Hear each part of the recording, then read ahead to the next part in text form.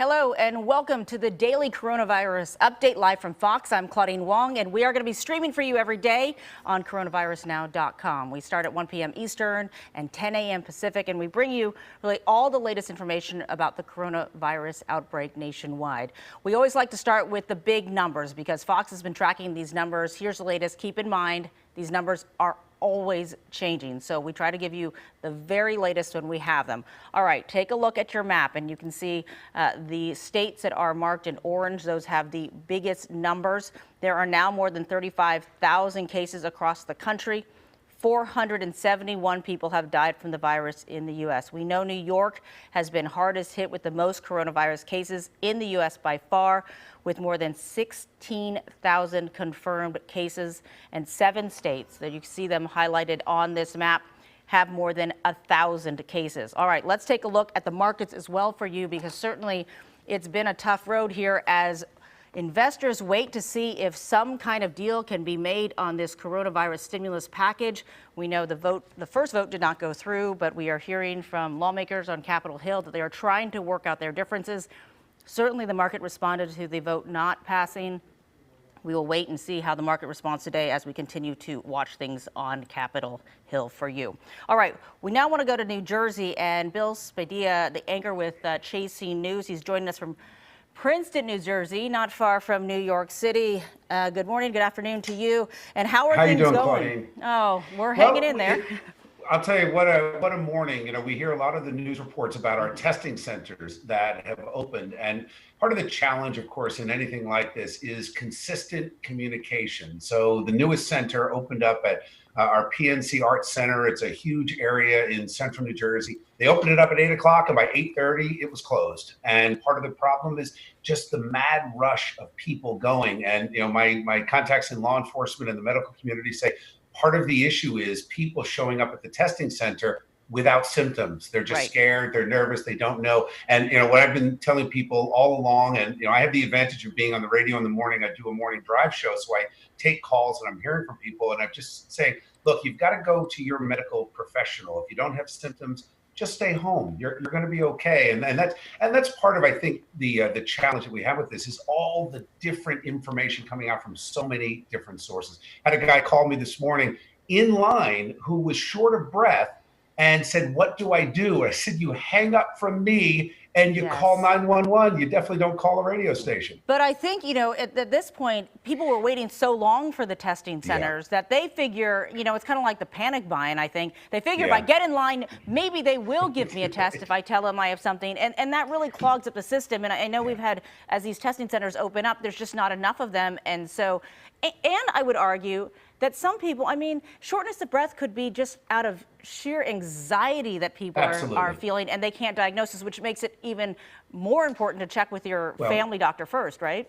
Right. Well, you know, Claudine, I mean, social media has made us all experts. So I can't tell you how many new doctors and nurses there are right now, right? Everyone is going to Dr. Google and they think they know. And unfortunately, they don't. And I think you look at the contrast where you had what happened in Korea, where the medical professionals are now saying, look, you've had a flattening of the curve, you've had a quelling of this, and they didn't have the same level of lockdown. So part of the anxiety is also from the lockdown that we hear so many people, especially restaurants and small businesses, this whole gig economy that you hear about has been effectively shut down completely. So people are as anxious, if not more anxious, not about the medical and the potential health problem. They're worried about their job. They're worried about where that next paycheck is coming from and what this looks like on the other side. Right. And so, you know, in terms of the lockdown, too, there are other places that went into lockdown before the area you're in went into lockdown. And I wonder if there are lessons learned from that. Did people watch how it was going down in California and then they were more easily able to, you know, kind of drop into that? Or has it been kind of crazy? You know, I know the governor was telling the mayor you know, you got 24 hours, get this in place, but it's hard. No one wants to come down hard enforcement. Everyone wants everyone to kind of just ease into it.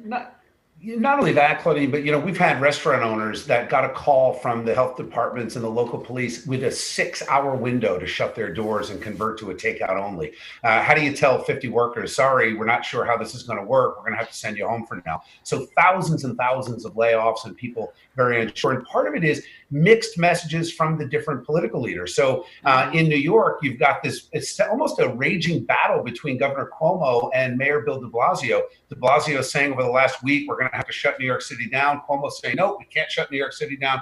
So there's that conflict that seems to be these political leaders positioning themselves and not thinking about, well, what does this mean for the average person? I'll give you an example in New Jersey. The top health person, the top health commissioner in the state said over the weekend that she's 71 years old. She says, I fully expect to get it. And as in most cases, I'm expecting it to be mild, but let's face it, we're all going to get it. Now, when you hear that from the top health official in a state, then you say, well, then why are we rushing out to test? Why is everything shut down if you're telling us everyone's going to get this anyway? So mixed messages based on a lot of misinformation and too much political posturing and definitely too much social media. Yeah, it is. Social media has been a tough thing as well when people come into it, because I think a lot of people are questioning that. I think, and we see all these images coming from across the country. We saw the spring breakers in Florida.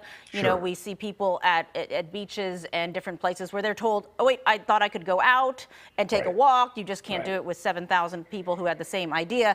What does it look like in that region up the East Coast? I mean, in New York, I've seen pictures of empty streets. I can tell you in New York and in New Jersey, there is a quiet calm. Most people have heeded the warnings. They've stayed home. The streets are not congested. The positive side of that is first responders can do their job and get to where they're going.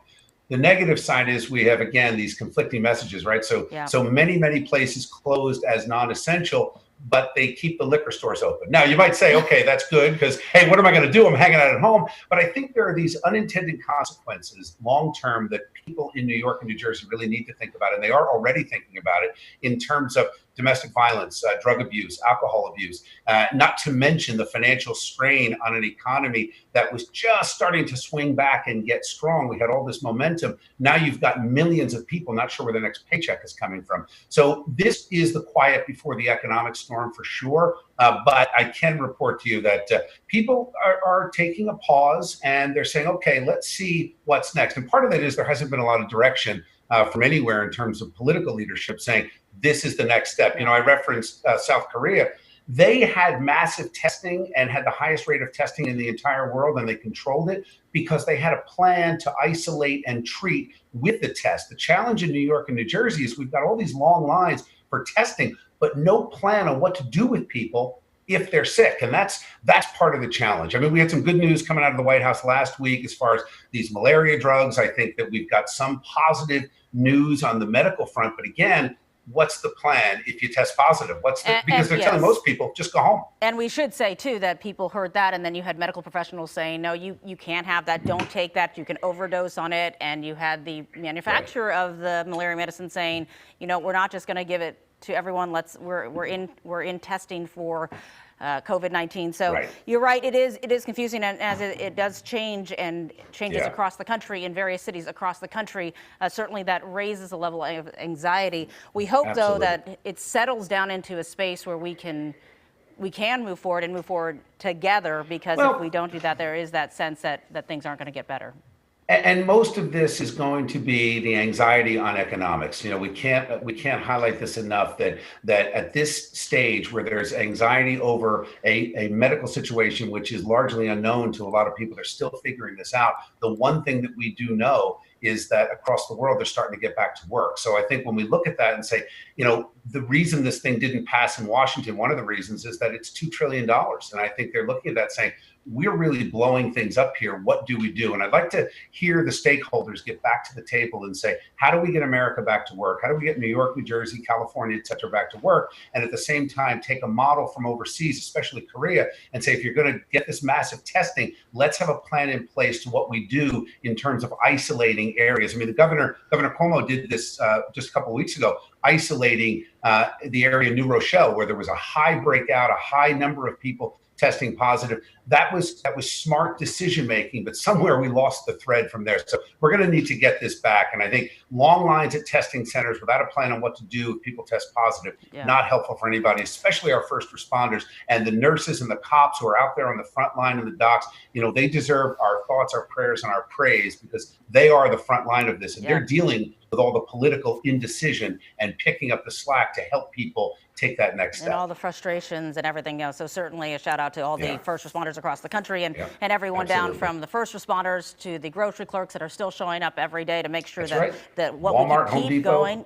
Can keep going. All right. Bill Spadea, thanks so much for your insight and that perspective. We certainly appreciate it as we move forward in this new reality. Thanks. All right. Take care.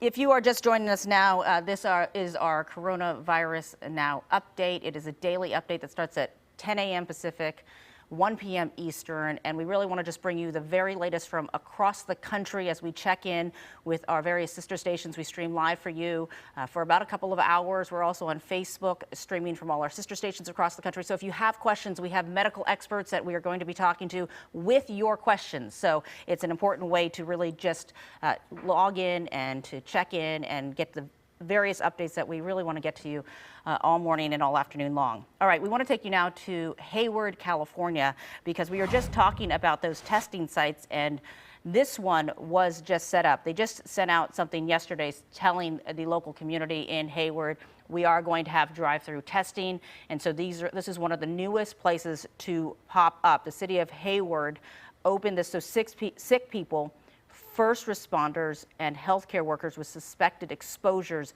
can be tested for infection today. So what they're doing in this picture, as you can see, they're coming through and they're pre-screening. They're going from 9 to 6 Pacific time today. And our crew out there says 1 in 5 people wanting to get a test are actually tested. So that's important to realize. You can't just show up to these testing sites. They have a limited number of kits. I think they only have a few hundred kits that they can give, 350 a day that they can test. And so they're not going to test everyone. If you do not fit the parameters, there you can see over there, I believe that is where they're actually getting tested. So you drive through, they have it set up, they talk to you, say, okay, do you have enough symptoms that make you fit into this criteria? If you do, I believe, then they send you over here and you actually get the test. And so this is really one of those scenes that we're going to be seeing across the country as they try to open up more of these testing sites as more testing kits become available. But again, keep in mind what we're hearing from all over, and you just heard from Bill Spadea over in New Jersey that they had to shut down a testing site within an hour because too many people are showing up and they don't need the test. It is a scary time, and we know that I've certainly talked to a lot of people who say, I want to know if I have it. I want to know if I should get help earlier than later. But really the best advice, if you can call your doctor in advance, ask if you should go to one of these testing sites. If you drive through and they tell you you don't need it, I'm sure that's hard to hear, especially if you're waiting in line for a long time and you really want one. But keep in mind, this is going to be the system that is set up. And so this is free, open to anyone, regardless of where they live, regardless of their immigration status. The swab, if you haven't heard about this test, it involves a swabbing of the nasal cavities and the back of the throat.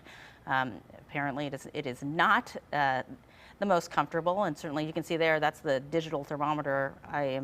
I've seen that before, so I'm assuming that that's what it is. They take your temperature because obviously a fever is part of the symptoms that we have seen with COVID-19. It's important you don't need a referral from your medical doctor to be screened, and the results they hope to have in 6 hours or the next day in most cases. But again, there's only 350 test kits they have for this site, and so like other sites that we see across the country, there's only a limited number of people they can really roll on through there. Okay, let's go to reporter Sarah Zendenam with KTVU Fox 2 in the San Francisco Bay Area with more on California's efforts to stop the spread. And Sarah, we know California under this statewide shelter-in-place order, and give us the situation now.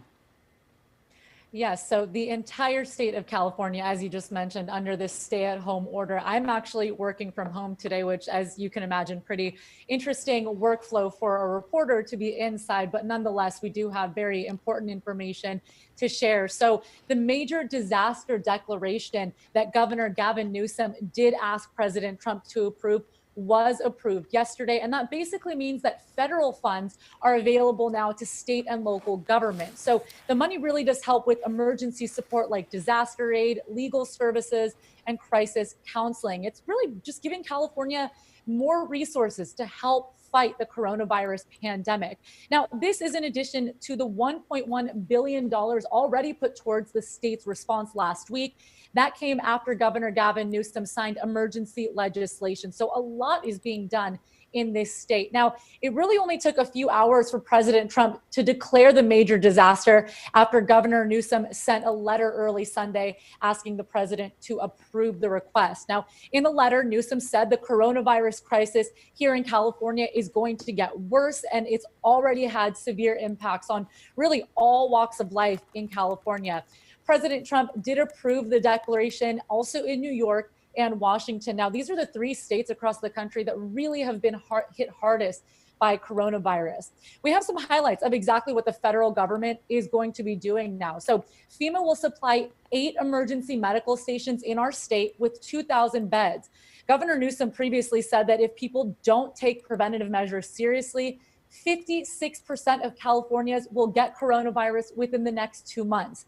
That's 22 million people. So that really stuck with a lot of people. And the governor really just wants those extra hospital beds just in case that number does increase. Now, something else that's happening, a Navy ship will deploy to Los Angeles to provide more medical support. And we're also seeing a shortage of medical equipment and supplies, but that's on its way to California as well. Masks, gloves, face shields, respirators will all be sent here within the next day or two.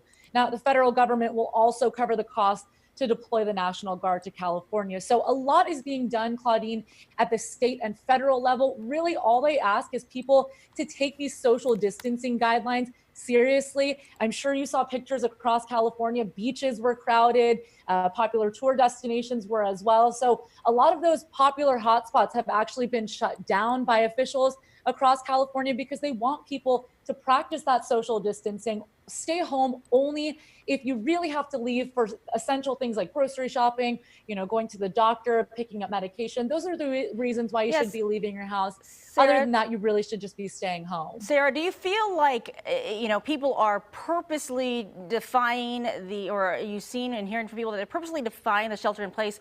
Or if, in the case of the beaches that are shut down, spring break was a little different in Florida because, you heard from teenagers there or 20-somethings saying, I don't care about coronavirus, I wanted to go on my vacation. But in California, they're told, the governor has said, you can go for a walk, please get outside, go for a hike. The problem is some of these places that people are going are so popular that if they have the idea and people in a lot of different cities have that idea, they may end up at that same place inadvertently. That's right. Of course, part of these guidelines is that you can go outside, you can go on walks, you can go on hikes. But the governor did come out this weekend and say, if you're going to these places and you see it's crowded, use common sense, turn around and go somewhere else. I mean, California is an absolutely beautiful place. There are no shortage of trails and destinations to walk and hike and kind of enjoy your day. You can do that without, crowding around the same place, like Golden Gate Park, for example, some of the beaches along the coast. I mean, there are a lot of beautiful places that people can go. They really just have to practice common sense. I don't think they're going against these orders. The majority of the people that we talk to aren't going against these orders because, they don't care about coronavirus per se, but, they're trying to get out, they're trying to kind of enjoy their weekend after being cooped up. But the governor did just say, just practice common sense. If you see a big group of people, just go somewhere else. There are plenty of places that you can go. Yeah, that is good advice. I mean, it is, we may want to prefer or may want to go hiking in a certain place or walk to a certain place. But if we get out and walk in our neighborhood and keep it safe and keep it simple, then maybe that's the best advice.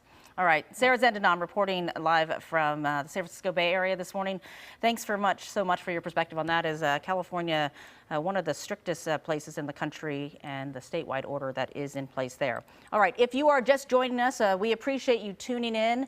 We are going to do this broadcast every day. It's our daily coronavirus update. We are being seen on coronavirusnow.com as well on Facebook, and we are being streamed at all our sister stations across the country. So thank you for tuning in. We definitely appreciate having you here as we bring you the very latest on the coronavirus outbreak and how the response is really across the country. We start this every weekday, 10 a.m. Pacific and 1 p.m. Eastern time. And so when you can join in and come to us, we appreciate having you here. All right, we want to take you now to Detroit because we check in across the country. And in Detroit, we've got Dina Santafanti with Fox 2 Detroit. And what we're talking about really are the businesses. There's so many companies who a month ago were making some other different kind of product completely, but now are pivoting in a way that they can help with this coronavirus pandemic. Right, Dina? It is, Claudine, it is really interesting to see. And I'm going to tell you about a place that makes great beer. We love our microbrews here. But now they're making hand sanitizer. Before I get to that, though, I'm really curious to talk to you about what just happened to us this morning. Just hours ago, 11 o'clock Eastern time, our governor has issued a shelter-in-place order for all Michigan residents. It's what you guys are living with in California, New Jersey, Ohio. It's in response to this fight on COVID-19. So we're going to join these other states now with this order. And I want to hear from you, Claudine, about what this is like. So let me tell you what our governor said. She's asking 10 million residents here in Michigan to basically stay home, avoid all non-essential travel, stay home. She's issuing this order for 3 weeks. And part of the reason for this is that in 2 weeks' time, we went from 0 cases to more than 1,200 cases and 15 deaths. So let me tell you what it means here in Michigan, and maybe you can tell us what it's like living with this as you're doing in California. We can still leave the house. Your work, if your work is part of critical infrastructure, you can go to work. So that's hospital workers, grocery store, the media. You can go for a walk, you can go for a hike, you can cycle outside while keeping that 6-foot social distance. You can care for a family member or a pet in another household. You can attend legal proceedings that are essential. You can get groceries, of course. You can get medication, or you can return home from out of state. So I'm curious from you guys living with this, what's this going to be like for us? I will tell you, Dina, so those sound very similar to everything that we're being told in California, where the shelter in place, or whatever you want, some people call it shelter where it's safer, has been in place, for days on end now. Here's the biggest issue I think that people are struggling with. There are the obvious essential workers where you're like, okay, I work at the grocery store, I work at the hospital, I'm a firefighter, I'm a police officer, I'm a journalist. Then there's those little pocket jobs that people aren't sure of. If you're a real estate appraiser, does that include being part of the banking industry? If you are, with a hardware store, or you're in a nursery, which is not quite a hardware store. If you go on a walk, and we've seen this at beaches in California, and you were only going to go on a walk with your dog, but now there's hundreds of people at that same spot. What are you supposed to do then? And as it progresses, people are then trying to figure out, can I have people to my backyard? If I have them on the other side of my backyard, because I'm so lonely, I'm going crazy right now, what can I do? And restaurants who said, okay, you can come in and pick up an order, but now we don't want your cash. So it's all those gray areas that I think that Michigan will have to try to figure out. Construction workers were told the first few days they couldn't work, and then they were saying, oh no, construction is an essential business. So it gets a little confusing in terms of, whether you go to the Department of Motor Vehicles, should you go if you have an appointment, but you could wait, but you have an appointment, so you're allowed to go. I think people are really struggling with those areas. And I think that's why we saw such a delay with our governor. People were asking, are you going to shut down the state? Are you going to tell people? Are you going to mandate that people have to stay home? And she delayed and delayed. And I think part of this bureaucratic red tape is the reason for that. Also looking at the economic health of small businesses and how difficult this is. And here in Michigan, we make stuff. Yes. We make cars and other things. And the supply chain disruptions and everything that happens when you tell people you have to stay home is the impact is great. And so I think that's why we had the delay. But in hearing from our one of the top medical officers with the state, if we do nothing, the estimates of how much this is going to spread in the next week's time, they're saying it could be 5-fold. So these numbers are frightening. Yeah, get people on board. I'm curious to see, though, if when California and the Bay Area and Washington State were the first, people were, I don't want to say they were resistant because they had the similar numbers that you're talking about in Michigan to encourage them that this was a good idea and something that people should start doing. I'm curious to see if Michigan, because your automakers, and we last talked, we're already shutting down, that they have seen examples. They don't want to be New York with all the cases there. They don't want to be the state that has the next surge in cases. If people will be more open, if they'll treat it more as a advice versus a lockdown, because it's all interpretation of whether you personally decide, I'm going to leave my house right now or I'm going to try to stay in. Yeah, you're right. And if you see your neighboring states do it and you figure, look, we're all in this together as a country, we're all working together to stop this, then maybe it's an easier pill to swallow. Because when you got your neighbors, our neighbors to the south, Ohio, they issued their mandated stay-home order. But here in Michigan, we had way more cases and we were free and clear until this morning. So yeah, the psychological effect of all this, it is not to be ignored. And we understand that social isolation, it's something that we've talked about. It can be really challenging. So some of the other things that have happened here in Michigan and in the Metro Detroit area is also talking about the difficulty with getting supplies. So the governors all over the country are being told to try and decide what to do when it comes to getting help for getting supplies to hospitals. We're talking about those masks, we're talking about gloves, we're talking about gowns, we're talking about the booties to put over the shoes, all those things. One hospital received only enough supplies from the federal government to cover one shift. Oh, wow. So our governor, like many governors across the country, are working hard to get supplies from other non-essential medical offices. So that need is overwhelming. I will tell you, this is kind of a fun story. So a little bit of fun for everybody, because we need it, don't we? We'll take it and we can get it, yes. Breweries are stepping up with the plan. Yeah, I know. So a local brewery here is joining the fight to help stop coronavirus from spreading. It's Griffin Claw Brewing Company. They make delicious beer, by the way. But they're switching gears. Instead of only brewing beer, they're now whipping up this high-grade hand sanitizer. And at first they were using distilled spirits to make it to keep employees working, but they quickly thought, why not give away a 2-ounce bottle with each takeout order and to those in need? So take a listen. Nurses, those nursing homes, the police department, those are the people that we really want to make sure are taken care of first and foremost. We have a staff that's more than willing to work around the clock to make this done. If you asked us 6 years ago if we thought that we'd be making hand sanitizer in 2020, I don't think that we would answer with a resounding yes. So what they're doing, they're giving away their 170 proof distilled grain alcohol and water mixture to the food bank, a big food bank here, and local, state police, local police. So they are running out of plastic bottles now, so they too are running short on supplies. But nonetheless, we applaud them for such a great idea and being able to, they said we want to do anything we can to help, and we have this alcohol that we don't otherwise use. And one other thing to tell you about, Claudine, this is fun, and I think you guys will appreciate this all over the country. We have a famous brand here in Detroit. So, and you may have seen it, celebrities, it's Detroit versus everybody line. Yep. When Detroit was fighting back, well, now the founder of this company is out with a new line, and here it is, everybody versus COVID-19. Isn't this clever? It is. His name is Tommy Walker.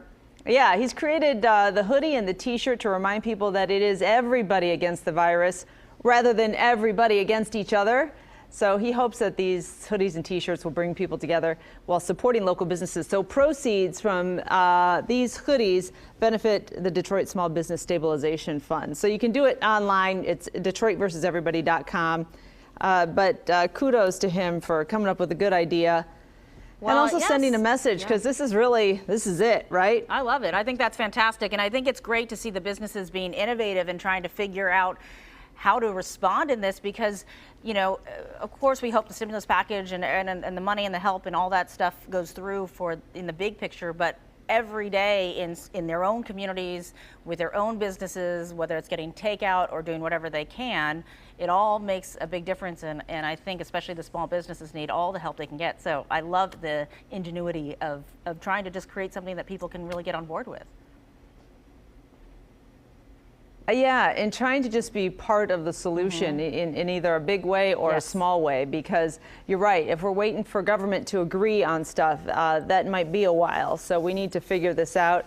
And also, you sleep better at night if you feel like you're doing your part, if you feel like you did your social distancing, and maybe you helped out a local business. then you go to bed at night feeling like, okay, well, we're one step closer to maybe getting past this thing. Absolutely, Dina. I 100% agree that, in a time where we feel a little bit helpless or maybe a lot helpless, and now that you guys are going to be sheltering in place, that goes tenfold. And so whatever we can do to make sure that we remind each other that we're in this together, it's always good. All right, Dina, always great to talk to you from Detroit. Thanks so much for that and the insight. And I hope those sweatshirts and hoodies and everything sell like hotcakes. All right, your time now is 10:33 here on the West Coast, 1:33 on the East Coast. You are watching the daily coronavirus update live from Fox. We come to you every day at 1 p.m. Eastern and 10 a.m. Pacific. We are live streaming right now on coronavirusnow.com. We are also on Facebook pages of our sister stations across the country. So wherever you are watching,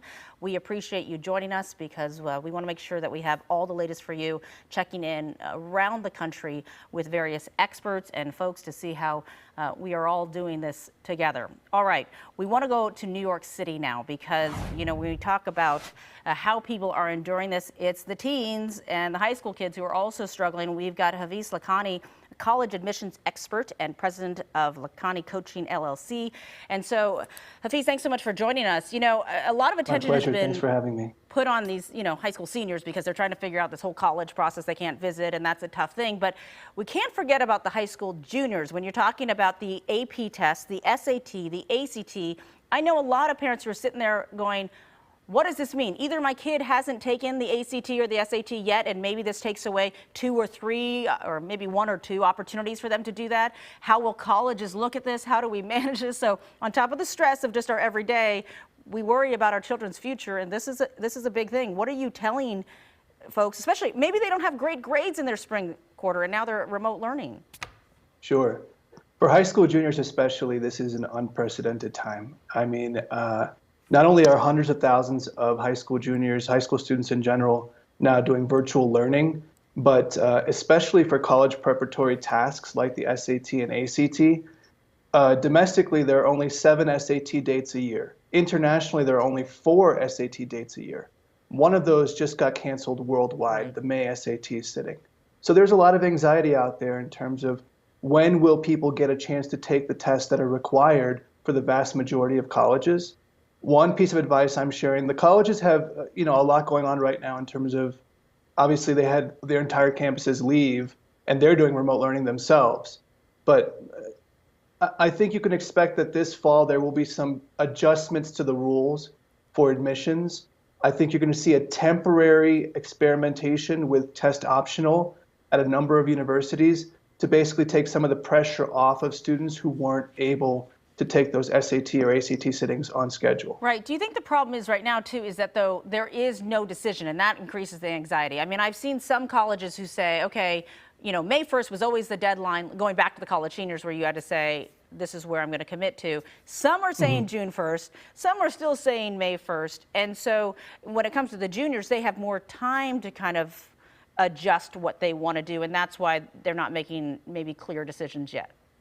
Sure. So first of all, for juniors and for all high school students, I say this is not a snow day, right? We don't just sit back and relax and say, hey, everything is virtual. My assignments won't be graded as closely, or if my grades slip this term, it's not a big deal. Actually, I think you should, as long as you're healthy and you're so fortunate to be sitting at home and actually able to learn, I think it's really important to take your learning seriously, take your grades seriously, because yes, there will be some sympathy for people who dealt with turbulence during this time, but selective admissions will remain selective.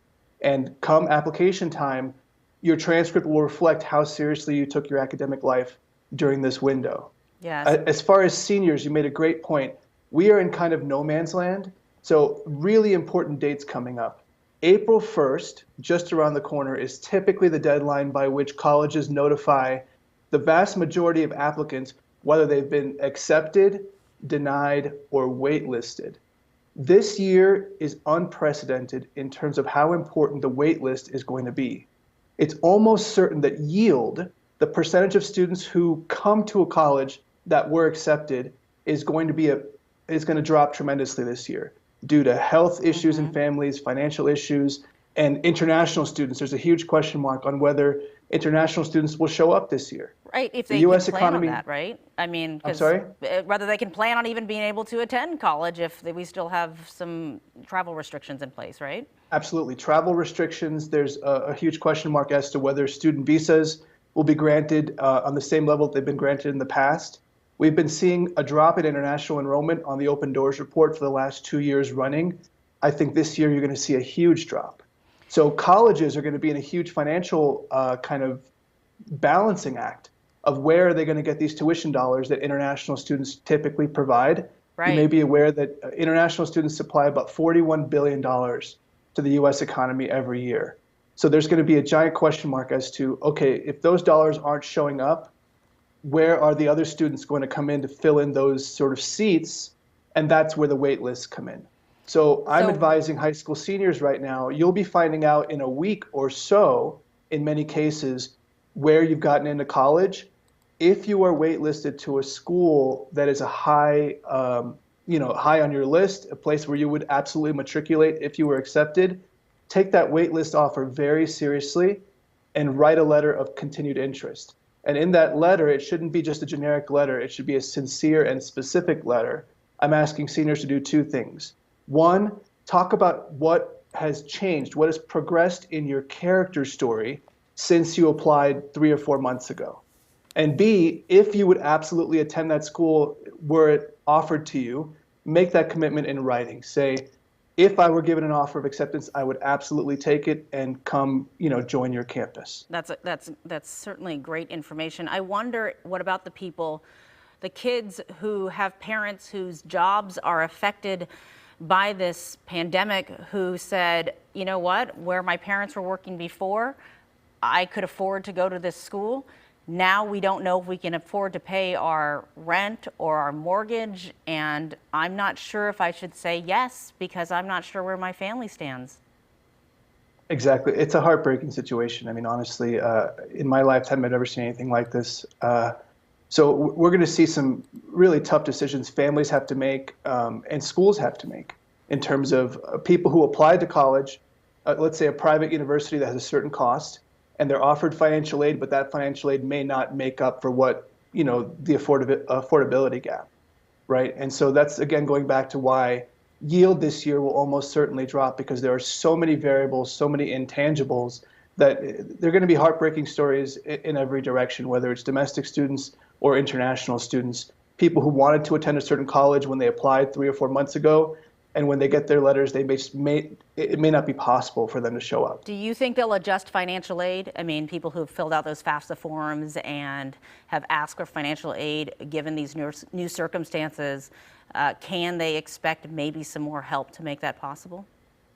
At the most selective universities, yes. At the most selective universities, they often correlate to having large endowments. And though endowments are taking a hit with the kind of turmoil in the financial markets, those endowments are there for kind of a rainy day, right? And those universities, the Harvards, the Stanfords, the Yales, the Columbias, above all, they want to bring in the greatest class possible. Yeah. They want to create the greatest dining hall discussion, the greatest dorm hall discussion, the greatest class discussion. So in a year where there's going to be more need, they have the resources to provide for that need in terms of financial aid. Well, it feels like The if that's a opposite rainy is day true- fund, if that's a rainy The day fund, it opposite feels, is true for sort of middle tier or less selective universities. They are going to experience a financial hit that they've probably not seen in more than 20 or 30 years in terms of tuition dollars not showing up, and they don't have the rainy day fund that the more well-endowed universities have. So much to think about. I imagine there'll be an asterisk by everyone's junior spring semester across the country, and I imagine that we'll see a lot of college application essays that deal directly with pandemic and how it affected people personally. So, Absolutely. I feel for these students and what's ahead, and so we appreciate your insight as we navigate this uncertain territory for them. Sure. All right.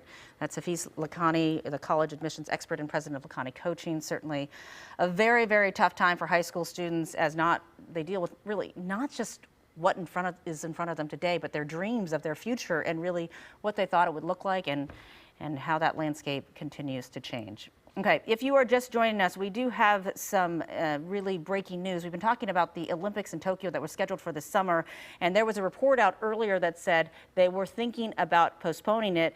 Now, USA Today has an exclusive report that says an IOC member, so a veteran International Olympic Committee member, Dick Pound, actually told USA Today that the 2020 Tokyo Olympic Games are going to be postponed. So we knew they were talking about it, but now this report from the USA Today says that a veteran committee member actually says, yes, they're not going to happen until 2021. The details are going to be worked out over the next month, though. You have to remember that other countries like Canada had said they're not going to send their athletes if they were held this summer, so that certainly changed things. But let me give you a quote, because Dick Pound, who is a Canadian, has been a very influential member of the IOC, said, on the basis of the information the IOC has, postponement has been decided. And he went on to say, the parameters going forward have not been determined, but the games are not going to start on July 24th. That much I know. Okay, so a lot to discuss ahead in terms of the Olympics in Tokyo, what it's going to look like, how are they going to change that, what's going to happen in terms of these athletes that have qualified, because certainly there would have been different things happening over the next year. But that is the breaking news coming from this exclusive report from USA Today, telling us that, yes, we will not see the Olympics in Tokyo this summer as had been planned, but certainly I think that won't be a surprise to a lot of people who are wondering how that was going to go forward. Okay, if you are just joining us now, this is the daily coronavirus update live from Fox. I'm Claudine Wong. I certainly appreciate you joining us as we check in with places across the country to see how they're dealing with this pandemic and how it's really affecting everyone. We are live streaming for you on coronavirusnow.com. If you are on Facebook, you can also find us there. There are sister stations across the country. You'll see a live feed there. You can also post comments, questions for our medical experts. That's how we see your comments. We start at 1 p.m. Eastern, 10 a.m. Pacific every day, and we really just want to give you the very latest information, you know, as everything changes so constantly. All right, when we talk about coronavirus, now we're hearing from patients and people who've actually gone through this. So I want to share the story with you from Andre Sr. with KTVU Fox 2, because he talked to a man in the San Francisco Bay Area who has coronavirus right now. Justin Wilhite shares pictures with us of him having a great time in life, but he's hit a rough patch, to say the least, because of what happened 3 weeks ago. The husband and father of three somehow contracting COVID-19, his symptoms beginning to manifest March 4th. Later that night, I could feel my lungs. And normally you don't feel your lungs as like an attachment to your body. After a trip to the emergency room, then to his doctor days later, and then back to the ER a few days after that, the 39-year-old telling us that doctors treated what he had as though it were the one illness that many of us get at this time of the year. And they said, well, we're going to treat you like you have the flu. We don't have enough tests. The whole thing that everybody pretty much knows by now is that there's just not enough tests, too many patients. But after administering a flu test, which came back negative for influenza, doctors finally figuring it out. Wilhite telling us that he noticed major changes, heightened precautions among the hospital staff treating him. My wife could no longer come to the emergency room with me. Everybody had masks, N95 masks, goggles, a clear face mask, disposable smocks, little booties on their feet, and my room was separated, and only one person came in at a time. Weeks later, the Rancho Cordova resident is now home but in quarantine as the COVID-19 virus works its way through his system. The pain from the symptoms, a hard reminder that his road to recovery is yet far from over. The fatigue is the major factor. I can breathe a little better without the inhale exhale pain. That was probably along with the headache. The headache just doesn't go away. It's a constant headache, and I've had a constant headache for 3 weeks now. And that's been prevalent since the 4th. That's never gone away. The danger not yet over for Wilhite, telling us that his doctors warn that even after his symptoms subside, he could remain contagious for up to a month. Because everybody was saying, this seems fake. This doesn't seem real. I had friends, I'll quote them straight up that said, this, I'm going to the bar. And I wanted to put an end to that right then because I have it, and I wanted it to be real to my friends and family. Wilhite says his wife and 2 of his children started seeing some symptoms, possibly of COVID-19. They have since started to go away, and that they never felt anywhere close to as bad as he is feeling right now. I'm Andre Sr., KTVU, Fox 2 News. Okay, and we certainly hope for a fast recovery for him. Okay, let's go to Wendy Suzuki now, and we're going to talk about what's happening in New York. Dr. Suzuki, thanks so much for joining us, family practice medicine over there. How are you doing? I'm doing fine myself. I'm in place in my apartment, but trying to make the best of it like everybody else here in New York. Oh, fantastic. Okay, let's talk. You're a neuroscience professor, and let's just talk about the effect on it, really how we are managing this, because there's so many different ways that coronavirus is affecting us. I mean, there is, as we just heard from the patient, there is the when you actually have coronavirus, but the rest of people are really kind of just struggling in how to deal with this. Right. There is so much worry, there's anxiety, there's depression, and particularly in our oldest population, that is where it can really be very, very serious. And there's so many important answers that come from neuroscience, particularly the importance of keeping active, keeping your body moving is so important, because even a single walk outside can stimulate the release of key neurotransmitters that will help your mood stay up. Dopamine, serotonin, noradrenaline are all stimulated with even a single walk. And so all of us suffering from the worry and the anxiety, especially our older population, can enjoy and get this benefit from simply moving their bodies. From our older population too, I think it's so hard. So many of them, you know, in terms of the younger people feel comfortable going out, but I think our older population is stressed about going out. I saw a guy, though, who posted on social media that he ran almost a marathon on his porch, just going back and forth. I think his neighbors thought he was a little crazy, but I think it was a great way to kind of reimagine, maybe laps around the house if you really are nervous because you don't want to expose yourself to anything, and if you're in a place where there's a lot of crowded streets where people walking around their neighborhoods, how you can manage that, especially for our older population who is probably dealing with some loneliness more than people who are in large families in one home, and still trying to get this going. The loneliness factor is such an important point. So I'm an advisor for Maplewood Senior Living and Inspire Senior Living here in New York City, and they are taking the bull by the horns by making sure that all of their residents have access to all of the videos online, paid, or so many of them are free right now. And they are videos that are specific for the older population, including things like chair yoga. You don't have to go outside. Of course, go outside if you can stay 6 feet away from people, but do these videos. But also they are recommending as much FaceTime interaction, video chat interaction with their families as possible. I know family members are doing such a good job at giving care packages and food and things, but what about a video conference where you do some movement together that's appropriate for your elderly loved one? Can you do chair yoga together? So maybe your grandma or your mother cannot work the video. They can't get to the video. Well, you watch the video and you FaceTime with her and you show her what those moves are. That's something that everybody can do. So in addition to dropping off that wonderful care package, what about a chair yoga session with your elderly loved one? That will increase the social interaction they get and start to increase that dopamine and serotonin, decrease that anxiety and depression from the inside out, from their brains. That's great advice. And I think it's, I mean, I was talking to a friend who is being very hard on her mom and saying, you cannot leave the house because she's concerned about her health. I guess that second part, that's part one, to make sure they're not doing anything to endanger themselves. Part two, then, I think is great. There is some technology. Do you find that seniors need a little help, though, to also make sure, how to get on FaceTime with you? And how many people have learned Zoom in the past, 2 weeks, Well, I certainly have. But I think that one thing that we can do to help our seniors is to remind them there's so many things that they can do that serve two purposes. So I recommend, some cardio bed changing.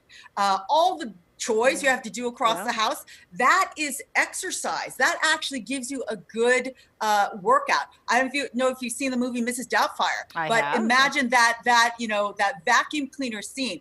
I've actually tried to reproduce that. That is hard choreography, and it gives you a really great workout, and you can modify that for mom or grandpa or aunt and uncle who need something to do. There's so many things around the house. I kind of feel like Marie Kondo right now, clean up and tidy at the same time, but that is a good workout. And I think really just getting yourself to do something. I find that a lot of people are sitting still at home. I'm lucky enough to have an exercise bike, but I'll sit on there and just pedal while I talk on the phone, because after I've pedaled for like a half an hour, for however long that conversation is, I'm a little more open to doing something else than I was when I was just sitting on the couch being a lump.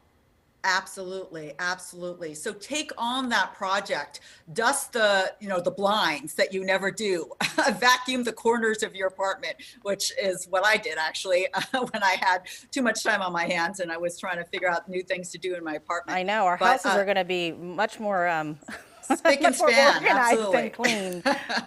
Yeah, cleaning the walls. Yes. All right. Yes. I mean, and in terms of as the weeks go on, too, it becomes. I mean, do you think it's important to actually? I know people have talked about doing this for young children, establishing a schedule. 7:30 in the morning, we wake up. We don't have to wake up, but we're going to wake up. We're going to do schoolwork from 10. For seniors, that may not be a bad thing as well, to say, okay, at 3 o'clock every day, this is when you're going to do it, and stick to the schedule. Yes, 3 o'clock every day. Take a walk around the apartment. My mother in California is doing her laps around her backyard, which is not so big, but it gets her outside. It keeps her isolated.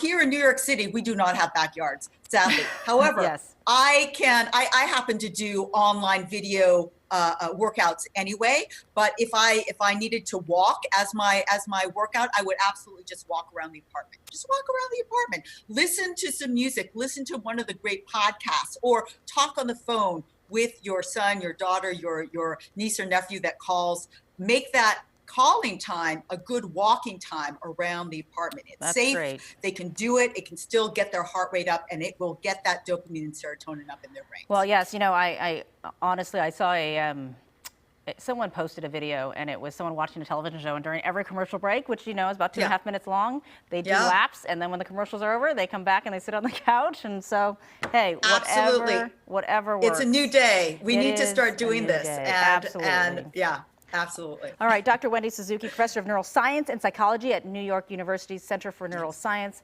We appreciate your insight, great advice, as we worry so much about our seniors and our grandparents and our older population, and making sure they stay healthy and well cared for, both in mind and body. Thank you so much. Thank you. All right, if you are just joining us now, we appreciate you tuning in for this daily coronavirus update live from Fox. I'm Claudine Wong, and I really appreciate you tuning in. We are live streaming for you every weekday. You can find us on coronavirusnow.com. You can also find us on Facebook. All our sister stations are streaming this broadcast live, so you can watch us on your phone, on your computer, wherever it's convenient. We start at 1 p.m. Eastern, 10 a.m. Pacific, and we really want to just touch base with people from New York City to California to Florida, everywhere across the country, so we can really give you a good look at where this is all happening. Okay, let's give you the latest numbers, really, because the big picture is important when you're talking about how the coronavirus has affected everyone across the country. Fox has been tracking the numbers, and these are the latest numbers for you. Keep in mind, the numbers change all the time, and as testing continues and testing becomes more readily available, we will see the numbers change even more quickly. But here are the latest numbers that we can give you. There are more than 35,000 cases across the country. You can see that number at the bottom of your screen there. Then if you take a look at the map and you take a look at all the states that were highlighted, that has changed. In the beginning, we are highlighting basically New York, Washington, and California, but you can see a lot of other states have now joined that, and that means that they have more than 1,000 cases within those states. 471 people have died from the virus in the U.S. and Michigan there. You can see it in the Midwest. They just declared a shelter-in-place order for that state. That just happened this morning, so that's important to take note of. All right, let's take a look at the markets, because certainly that is another place that we are keeping a very close eye on for you today. Now, yesterday, things dropped dramatically on the stock market, and investors blame that in part, or a lot on part, of the fact that they weren't able to pass the coronavirus stimulus package. So the Dow, the S&P, all in the red today. We are hoping on Capitol Hill that they find some sort of agreement. They are at the negotiating table trying to work out the differences to make sure that whatever goes forward will be something that benefits the country and something that lawmakers on both sides of the aisle feel good about. So that is something that's going to be having a huge impact on the markets really all day as we continue to see this roller coaster ride that is Wall Street. All right, let's talk about masks. We know this has been a big issue really across the country. Everywhere, if you know nurses and doctors and health professionals and firefighters and police officers, we know there's a shortage of masks. So join us from the San Francisco Bay Area. We got former FEMA coordinator Mark Nouveau, and let's talk about this. We have heard that there are big influxes of masks coming into the state of California and different places across the country.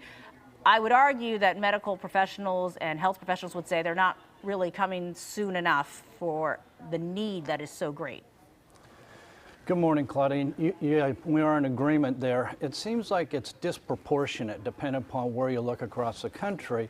There are many emergency departments and hospitals that have plenty of masks, then there are others that do not. For instance, in the Bay Area, we know one of the level 1 trauma centers here is struggling with the N95 mask, and they've had to adjust staffing, in particular the ICU, intensive care unit manager. They're locking up some of the masks because they want to save it for the most critical operations. Definitely a challenge right now. So what do you do? What do you tell people? I mean, I've had people say, you know, we're being told to reuse our non-reusable masks, to spray them down. I mean, I've seen a lot of people on Facebook creating their own masks, and people are saying, well, that doesn't fit the requirements, but we're kind of in a place where isn't something better than nothing? Is the non-reusable mask being reused better than, or the homemade mask better than nothing at all? In agreement with that. I don't know if we're at such a critical point that the reuse, at least in California, is an issue. The president, his administration has targeted California as being one of the areas with the large illness, and they want to make sure they get resources here. So for instance, there's what they call a national stockpile, and there are secret locations across the country. And in these warehouses, they have a number of different supplies from pharmaceutical, medical equipment, etc. What FEMA's doing now is they're tapping that national stockpile, and they provided some of those masks yesterday. I think it was about 350,000 of them. So what they're trying to do is allocate, and you heard the FEMA administrator yesterday during the White House Task Force news conference talk about this, that they're going to allocate the masks where the greatest need is. There are manufacturers that are spinning up. We know different factories have started to repurpose their lines to produce the N95 mask. So there's hope on the horizon. We want to get it as quick as possible, though, certainly. All right, Mark, so I'm going to play, devil's advocate here and be the angry, frustrated person who says, why are we in this position where we don't have enough? We saw it happen in China. We saw it happen in Italy. We were preparing. Why wasn't a mask, which is such a critical piece of equipment for a healthcare worker and their safety, why wasn't that at the top of the list so that this wasn't being shipped now and it was being shipped 2 weeks ago? We could have shipped it back if we didn't need it. Why did it take so long? Is this something that FEMA is going to have to look at, or the administration is going to have to look at in terms of how it was activated and when this emergency supply and this stockpile could have been distributed in a way that we weren't struggling for it now? Well, a fair question. I'm sure there's quite a few viewers asking the same thing. A couple of things to think about. 80% of the pharmaceuticals, and in particular the masks that are manufactured, are coming from China. So when China started to hit this point where they needed masks, they ramped up their production 12-fold, but they also kept that stock, and they went out and bought whatever sort of spare masks there were in other parts of the world. So they were able to lock down quite a bit of that.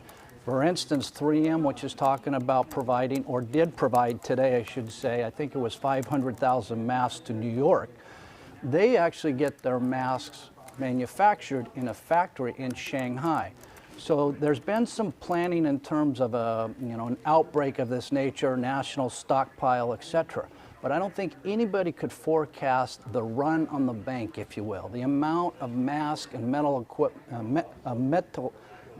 equipment that's necessary to treat this.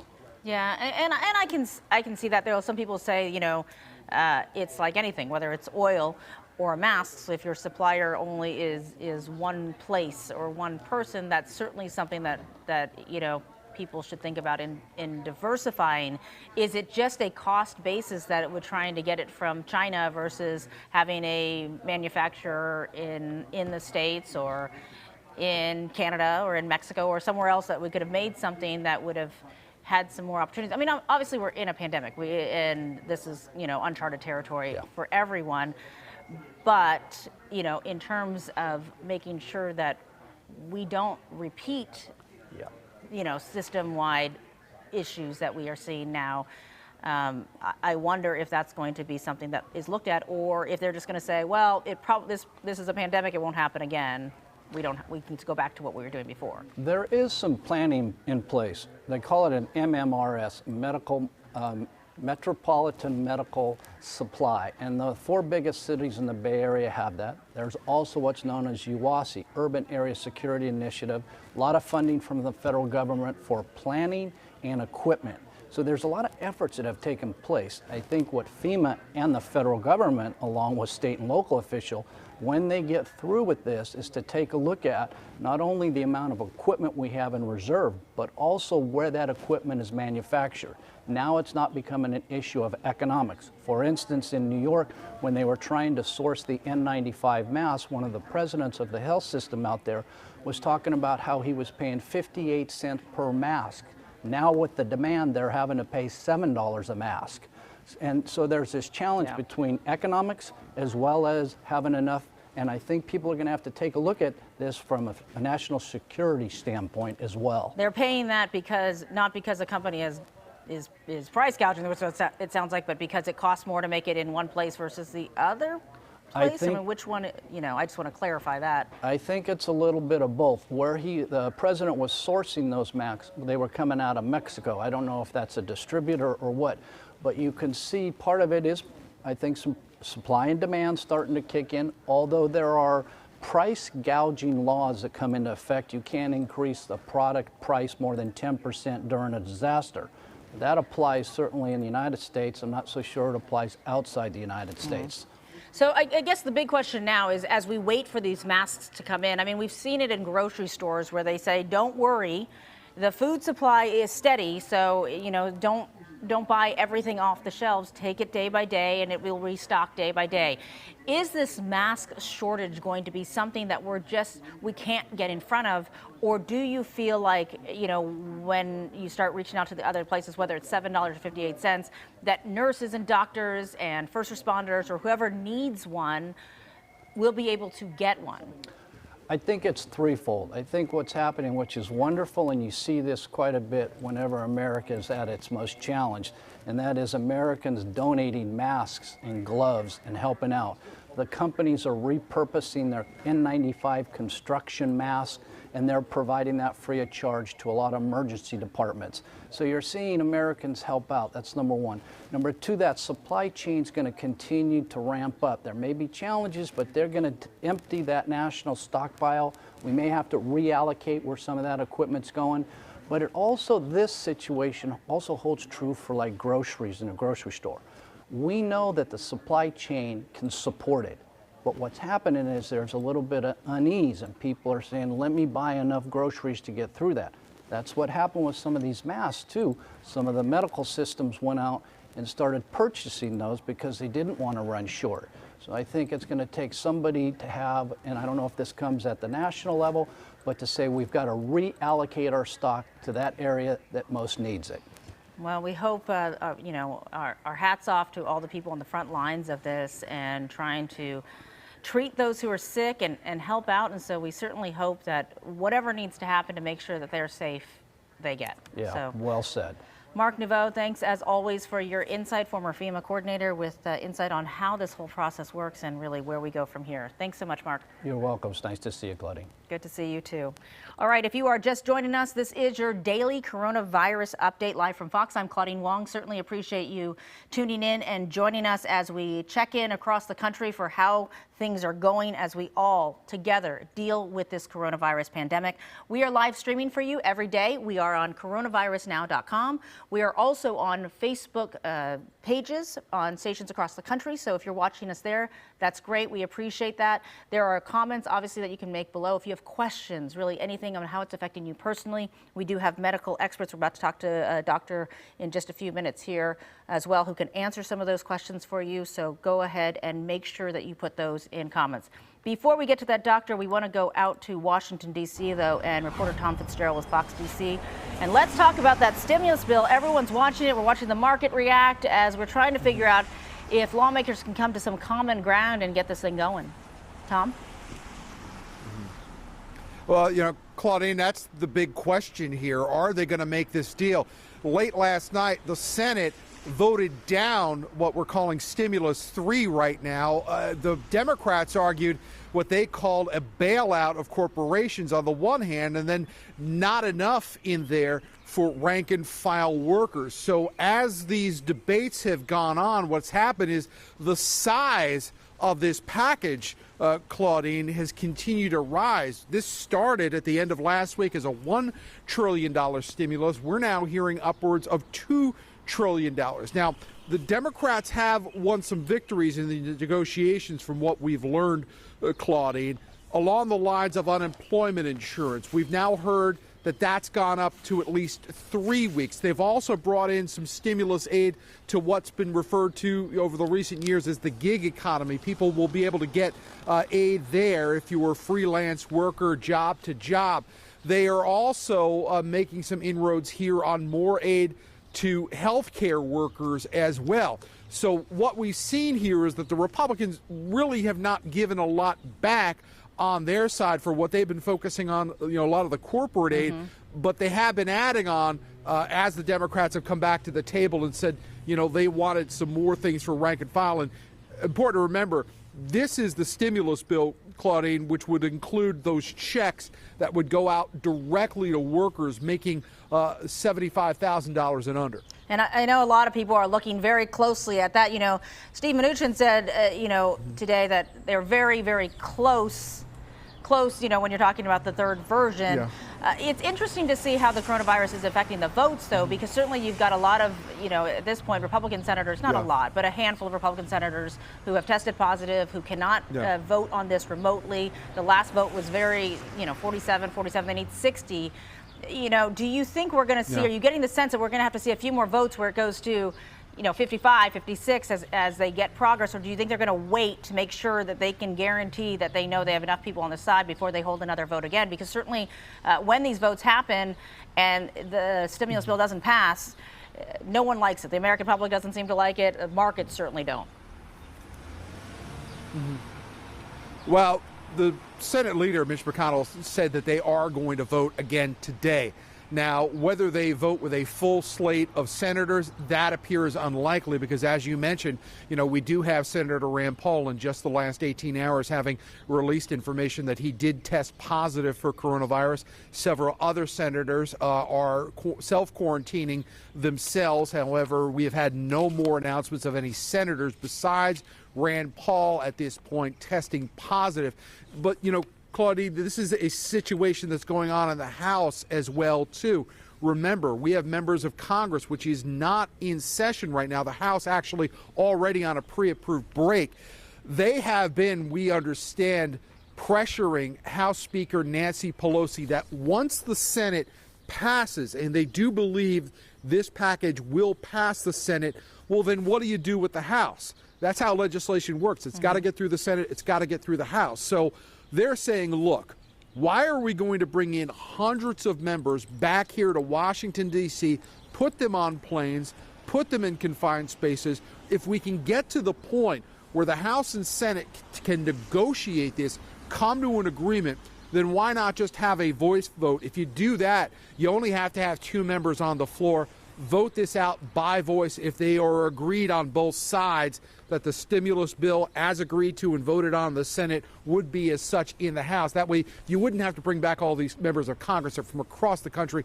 And frankly, a lot of them just don't want to do that right now, regardless of the Speaker wanting to put her stamp on this. Yeah, it is not only a package discussion, but a procedures discussion that we are continuing to watch there in Washington, D.C. All right, Tom Fitzgerald, we appreciate that from Fox 5 D.C. as we continue to watch for that vote today and to see if they can get the stimulus bill passed. Thanks so much.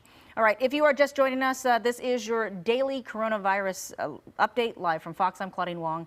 Thanks so much for joining us here. We are going to be live streaming every weekday for you, so you can always check in at 10 a.m. Pacific, 1 p.m. Eastern, and we'll bring you these live updates from across the country, checking in on all topics coronavirus related. We are on coronavirusnow.com, and we are also on Facebook pages at Fox stations across the country. And so we like to get your questions. We like to know what you want to know, and then we like to put it to our medical experts that we have, and so we can get you the answers that you need. And we're going to do that right now because we're going to go to Orlando, and joining us from our Fox 35 Orlando newsroom, we've got Jason Littleton, who's a family medicine specialist, here to answer your questions. Dr. Littleton, thanks so much for joining us. Thanks, Claudine. Thanks for having me. How are you? Oh, well, I'm good. I'm good. I know that so many people, though, who are still feeling good or who are concerned and worried, which is basically all of us, the questions never seem to stop because I think we're all just looking for clarity. And so I want to get right to these viewer questions because they're always really good ones. Someone was saying, right, how can I tell if I have allergies versus the cold versus coronavirus? And I was saying, you know, people talk about symptoms, and we know the cough, we know the fever, we know the shortness of breath and fatigue. But if anyone feels at all a sniffle, even if that's not listed, you know, because someone got mad at me, they're like, don't list it as a condition. You're worried. So how do you know? Well, one of the things I've been telling my patients when it comes to allergies, if there's someone who traditionally has allergies, is remember how that feels. Remember your past medical history. You know, with allergies, you don't have the lethargy that you'll have with cold, and even more so with the flu or with this COVID-19 virus. And along with that, you don't have fever.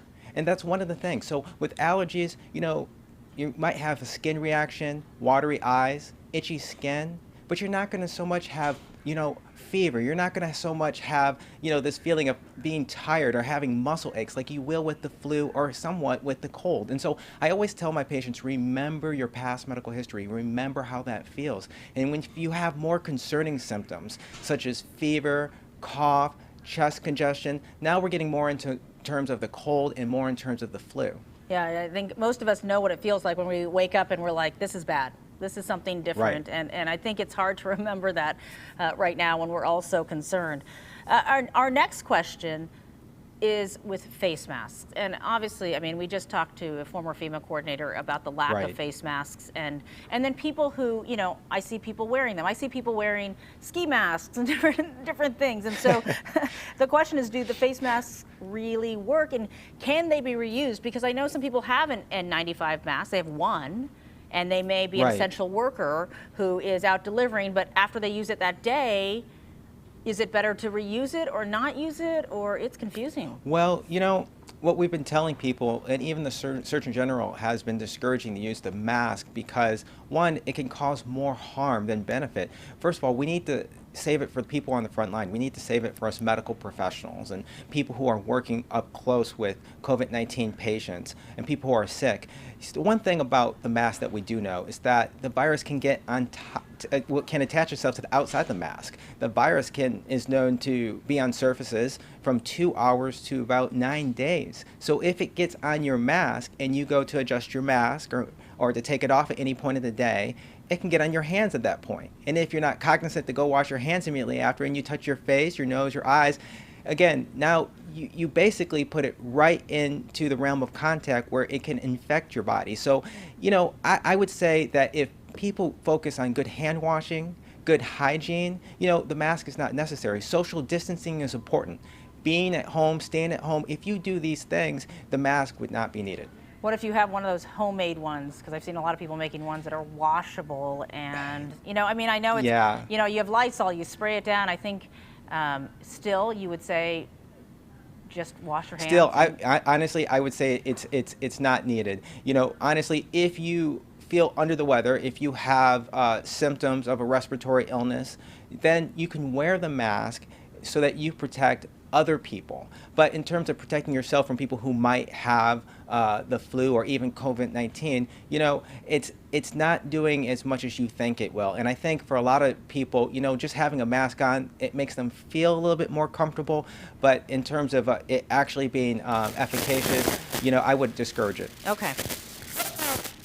I mean, we just talked about how the coronavirus, you know, lives on surfaces for so long. I mean, you talk about 9 days. That's nerve-wracking. Right. You know, what about living on packaging, right? So we go to the store and we're all touching things. Yeah. I know at some grocery stores they no longer will bag your groceries with the bags you Exactly. brought from home because it could be on that. So the next question kind of deals with that. What about packaging and fresh produce and things that, you know, we have, you know, I just actually had an onion fall out of my shopping cart the other day and I grabbed it because I'm like, well, I'm going to peel it off anyway. And then I got it home and I'm like, oh, what about this onion? No, Was that that's, smart? That's a great question.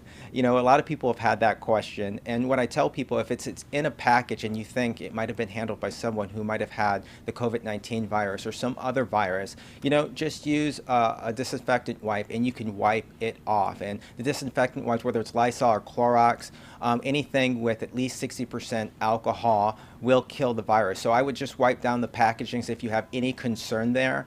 But when it comes to produce and when it comes to food, you know, if the produce or if the food is going to be cooked, then, you know, you're safe. But if you're eating anything raw and it doesn't have a rind or a peel, then, you know, I would avoid that type of food. Or I would make sure that you wash it off very carefully to the point where, you know that it's been cleansed. But other than that, you have to make sure that you do use wipes for the packages. And if you're getting it from, like, you know, overseas, please wipe it down. Yeah, Amazon too. Like you get, I mean, I know the drivers don't want to hand it directly to you either, you know. Exactly. And then you open the package, and I think I wash my hands 75 times a day, you know, at a minimum, it feels like. All right, you're a doctor, and so you deal with this all the time. With this next question, my sister's a doctor as well, and we always talk about what she brings home with her after a day at the office. And so this question kind of deals with that. My roommate is a nurse. What can I do to protect myself at home? What should I do if she gets coronavirus? And I think it's, you know, if anyone gets coronavirus, whether or not they're a healthcare professional, but I think the risk that roommate puts themselves in, you know, and certainly much appreciated, and, you know, the heroes among us who are healthcare workers. What do you do? Because households are struggling with this. You know, that's honestly, that can be a difficult situation logistically, and I have worked with some people about this. You know, by all means, if it's possible that there's a way to arrange a living space where you can totally separate the individuals who may live in the same household, you know, completely if it's possible, then that's the best scenario. Even if someone had, you know, an extra home or apartment that's available to stay in so that you can protect the rest of your family members. But if that's not possible, the things that you want to do is you want to make sure that they do wear a mask. You want to make sure that you clean common surfaces. For example, like the front door handle. You know, everyone's coming in that door, wipe that down. The garage door entryway, wipe that down. Common things that you know that people will utilize every day, wipe that down as much as possible.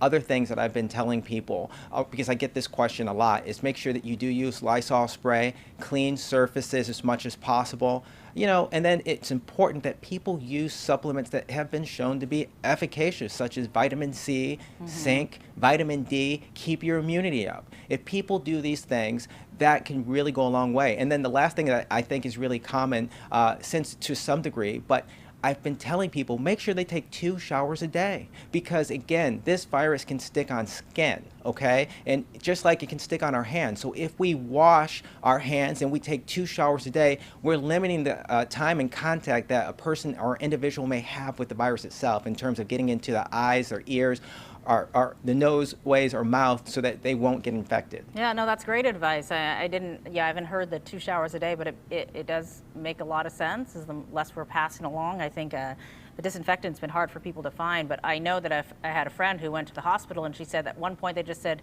something along the lines of take 5, and everyone had to turn and clean 5 surfaces around them.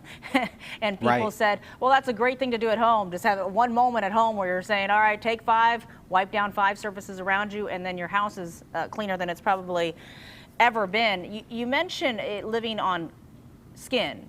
Also clothes, you know, for people who aren't even in the healthcare industry, you know, I go to work and I'm in a workspace, and actually you get home and all of a sudden we feel like we're healthcare professionals. I think that the biggest heartbreak, I think, for me of this is how scared we are of each other at the grocery store, of, you know, like we're trying to keep our social distance because everyone could have corona, and it makes us all a little nervous of everyone around them. If you're going to the grocery store, and you know, you touch things that other people are touching. Your clothes are brushing up against the pasta boxes, if you can find pasta, and you're should you, when you get home, change and throw those clothes in the washing machine, because theoretically coronavirus could be on your clothes.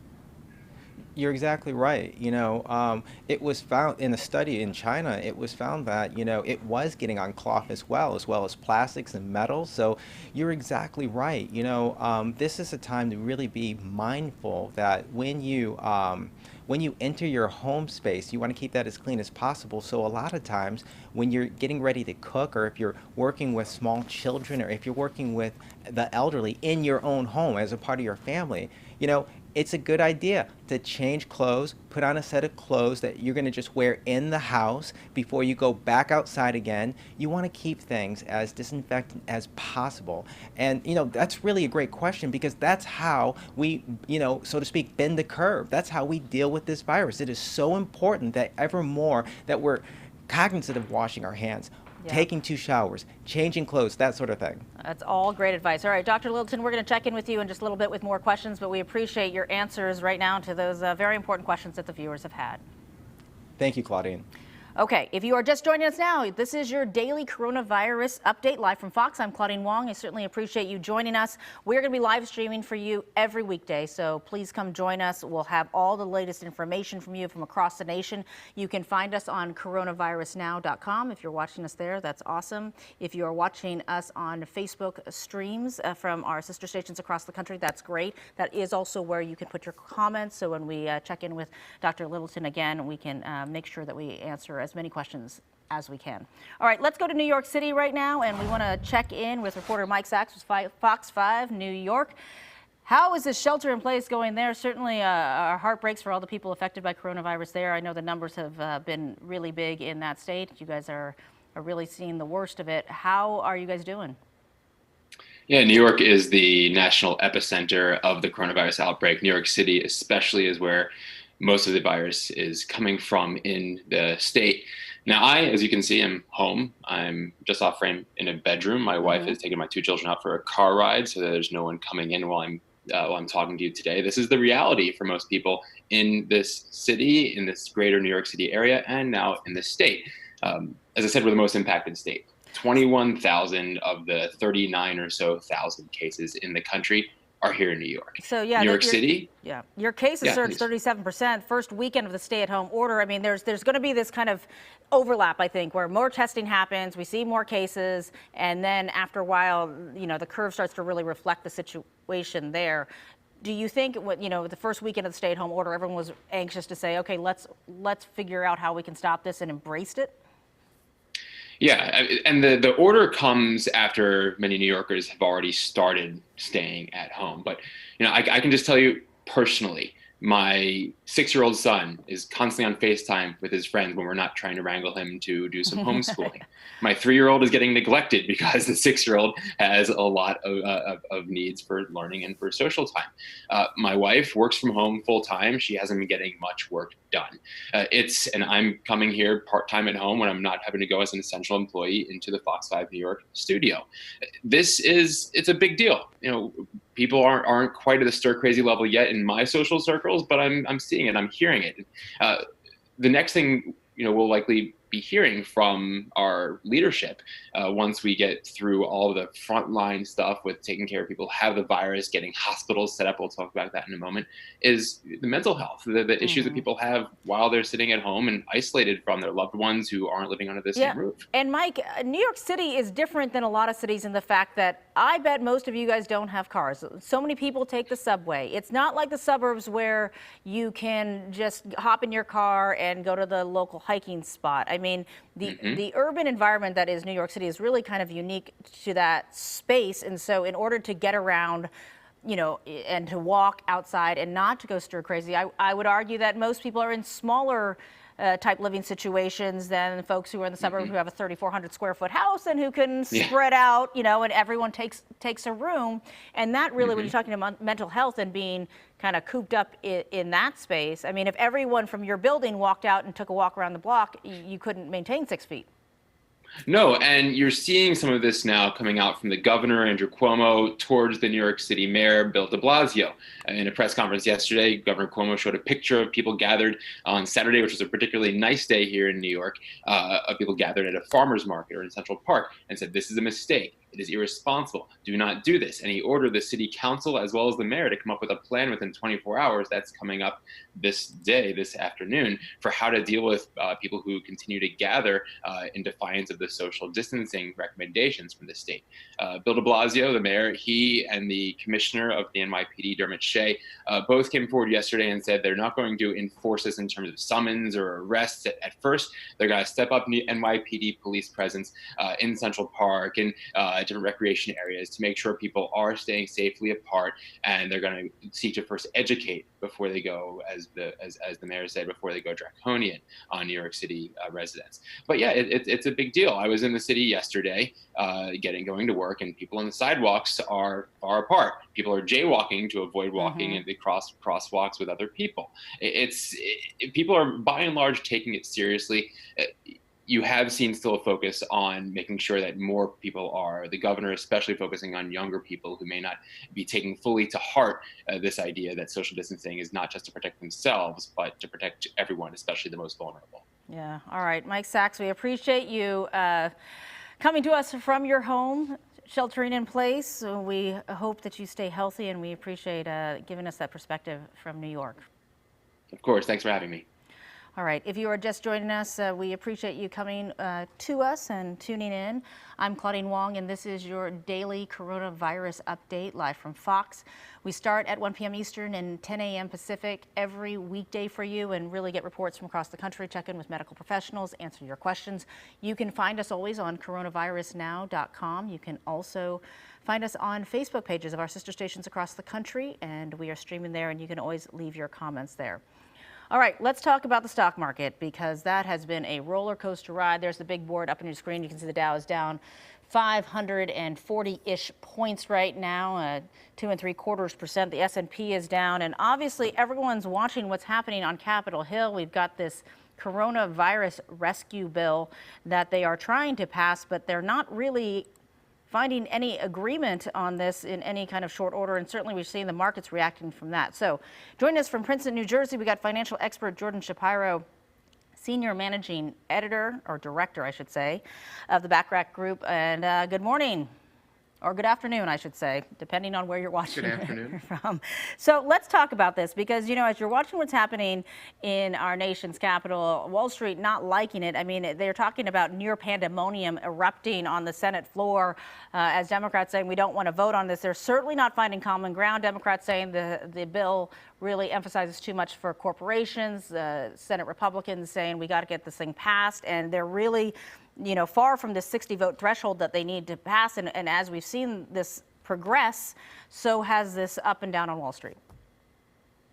And that's really been the story of today, is the volatility in today's market seems to be following the volatile news that's coming off of Capitol Hill. And we've had some stalled votes, and we had a package that our lawmakers were hoping to have in play by the end of the weekend to prevent this type of volatility bleeding into the market's activity on Monday.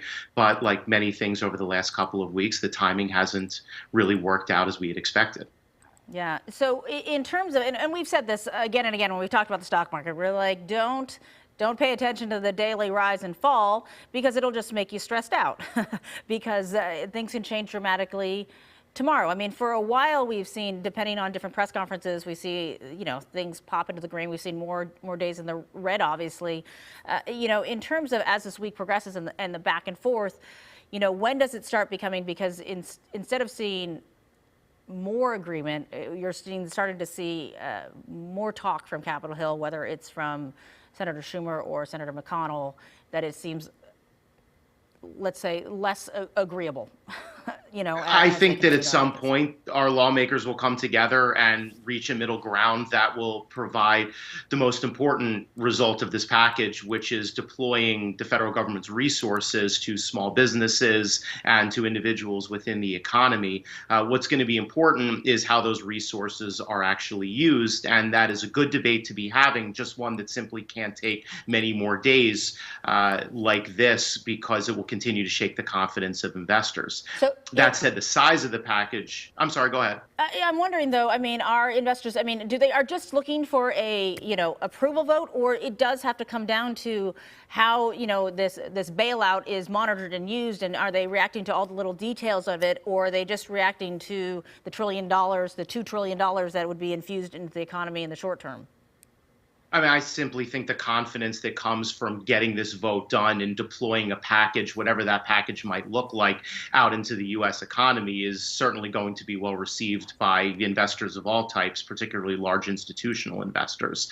But the fact remains that if we sit here on a day-to-day basis and monitor what the Dow Jones and the NASDAQ and the S&P indices are doing, we're all going to lose our minds very quickly. It's clear that stocks are going to drop, and that may continue for a short period of time, but there is a floor to see, and that floor comes when the government response catches up with the economic needs of both Wall Street and Main Street. So I feel as though we're coming to a convergence point on that very soon, and I think that the floor will in some ways be set by the passage of that package in conjunction with the Fed stimulus that was announced this morning, which is truly one of the most, if not the most wide-ranging and impactful stimulus packages that the Federal Reserve Bank could have possibly put together. It touches every corner of the economy, from small business lending to mortgage borrowing to leverage finance to investment-grade corporate debt. It really provides facilities for repurchase by the Fed in all of those asset classes.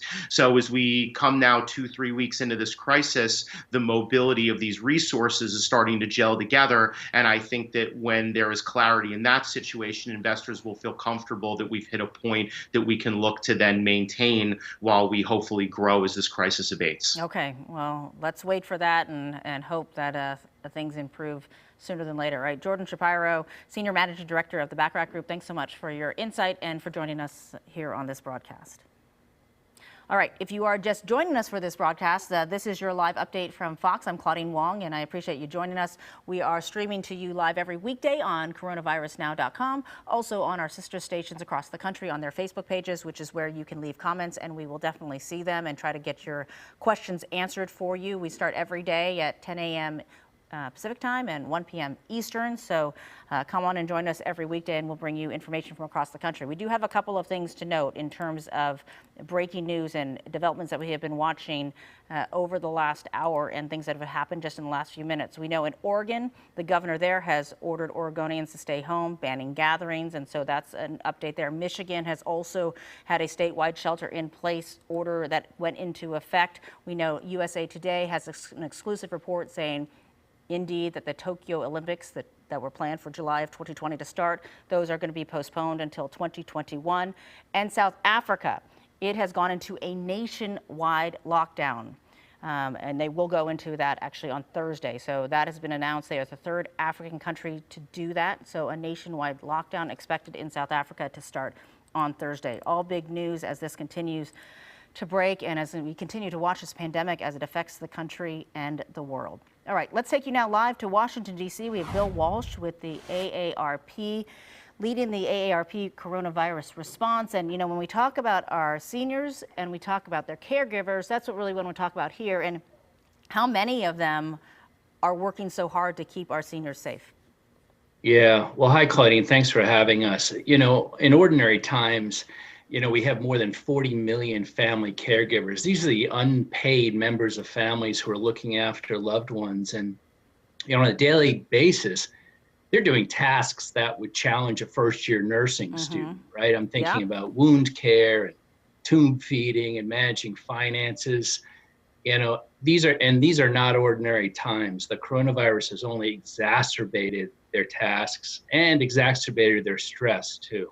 Yeah, I have a great friend, one of my closest friends, on this planet, who takes care of her 95-year-old father, and they actually just take turns going to his house so he can be at home, and they feel safer for him that he can be at home. But with anyone dealing with, what you're talking about with care issues or memory care issues or wound care, or they're also worried these days with the exhaustion of their own families coming in, putting, their seniors at risk.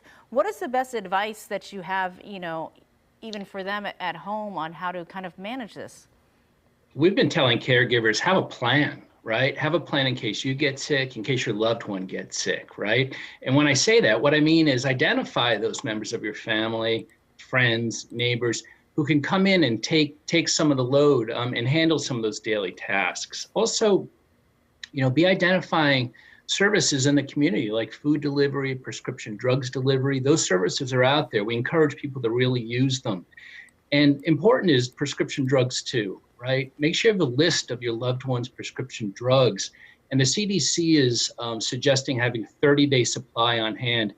We think that makes a lot of sense. In times like this, we're also advising the caregivers to take care of themselves. I was just going to say that. The mental exhaustion of this, you got to take care of yourself first before you can provide the best care for either your senior, your loved ones, or even your children at this point, right? Well, it's like they say in the airplane, put your mask on first. And the idea there is so you can help others. And we're advising caregivers to, look for opportunities to practice self-care.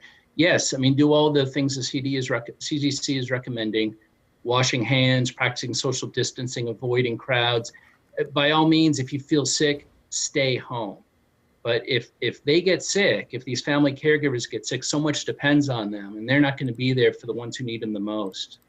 Yeah, absolutely. And cut yourself some slack. You are doing incredible work as a caregiver, and really, I think that's a big part of it, is to recognizing that it's hard work. All right. It's really hard. Yes. It's hard work in ordinary times, right? Yes, and we're all under. So much We're all under excessive stress now. If you wouldn't mind, I just direct your viewers to our website at arp.org/coronavirus.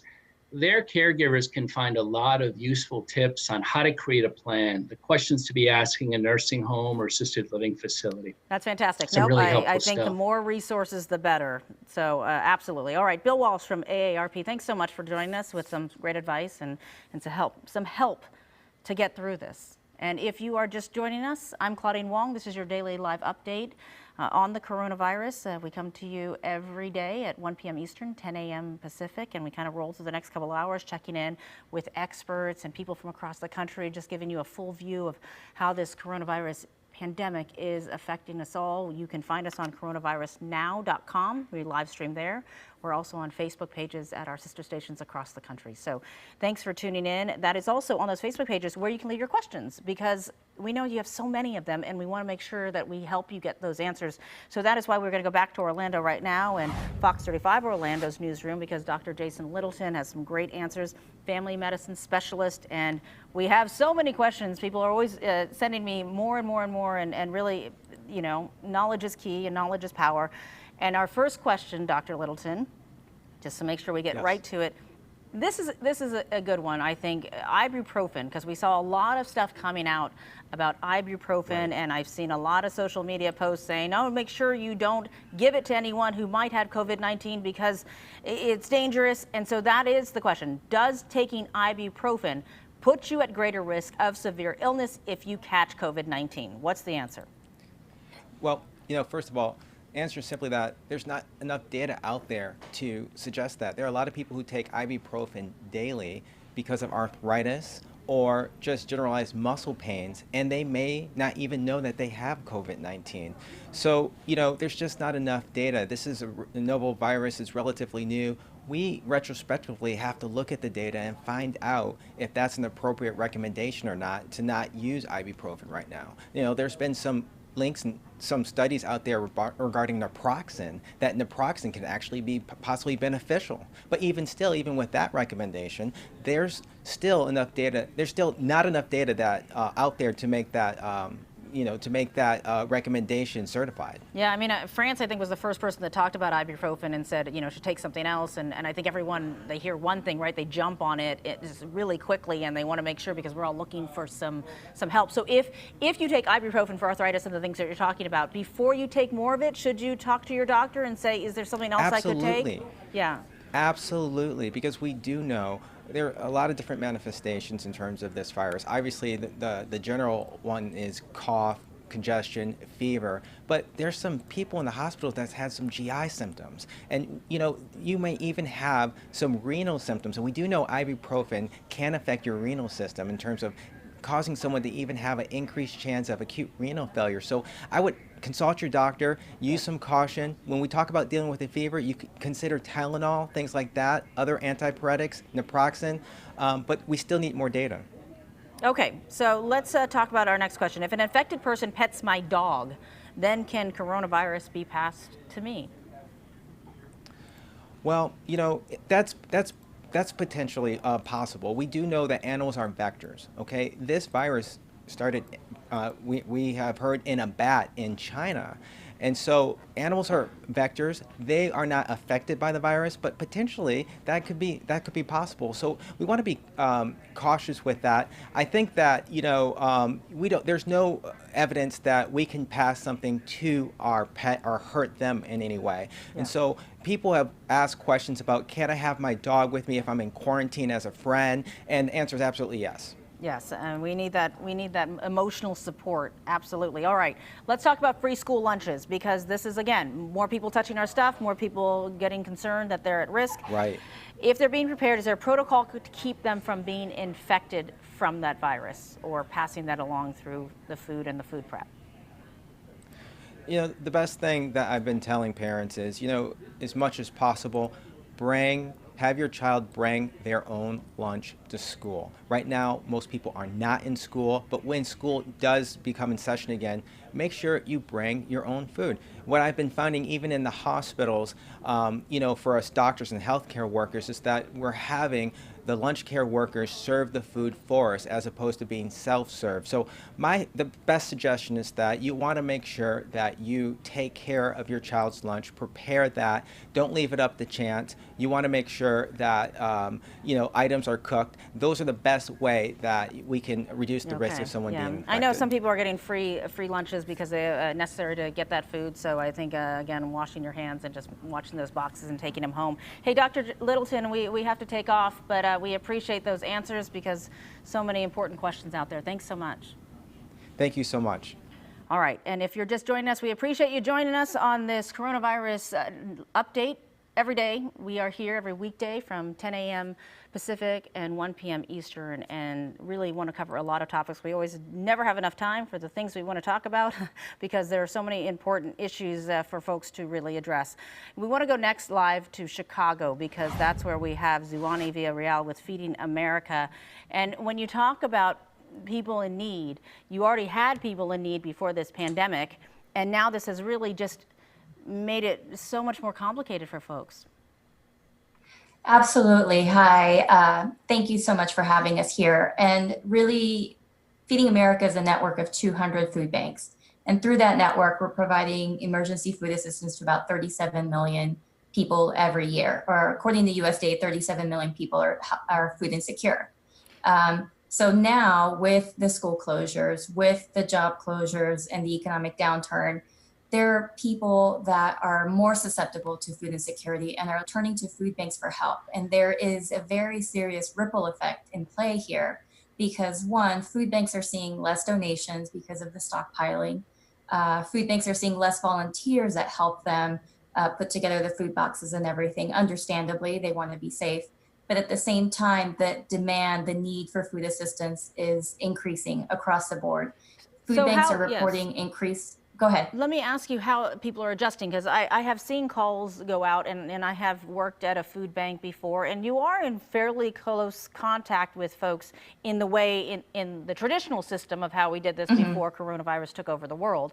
How are you adjusting so that volunteers can come in? Because I'm sure you have a lot of people who want to help. They just want to make sure that they're not putting themselves or their families at risk while doing that. Absolutely. So food banks are shifting their model. It's an ever evolving situation. But one, first and foremost, we want everybody to be safe. And so we're following CDC guidelines on social distancing, hand washing, et cetera. We're pre-screening volunteers to make sure that they haven't been in contact with anybody. But once they're in our facility, we are spacing out the volunteer workspace. We're taking in smaller groups so that there is that space available. We're making sure that everybody's washing their hands, providing gloves if possible. On the distribution side, if possible, food banks and food pantries are starting to do more mobile distributions and open air distributions, where really the pallets of food are dumped, stacked one by one, and then a family that needs help can drive through and the items are placed directly into the truck. Again, minimizing that contact and making sure that everybody is safe. And that is fantastic. All right, Zuani Villarreal from Feeding America. I appreciate that information because it is so important to figure out how we can help and make sure that all things are being done safely and feeding those and helping those most at need. Thanks so much for all the work that you're doing and as this continued effort to serve those needs. Thank you. All right. Thank you for joining us here on this Coronavirus Now update. We have been coming to you since 1 p.m. Eastern and 10 a.m. Pacific time. I'm Claudine Wong, and we certainly appreciate you joining us as we keep going through really all these changes that we've seen. The Tokyo Olympics, it looks like a IOC member has said it is canceled. We've had statewide shutdowns in Michigan and Oregon. That is going to do it for our broadcast today. The stream is going to continue from Phoenix, Arizona. Fox 10 Phoenix will live stream all the latest live updates and news conferences from all the press conferences around the world. I'm Claudine Wong. Thanks so much for joining us.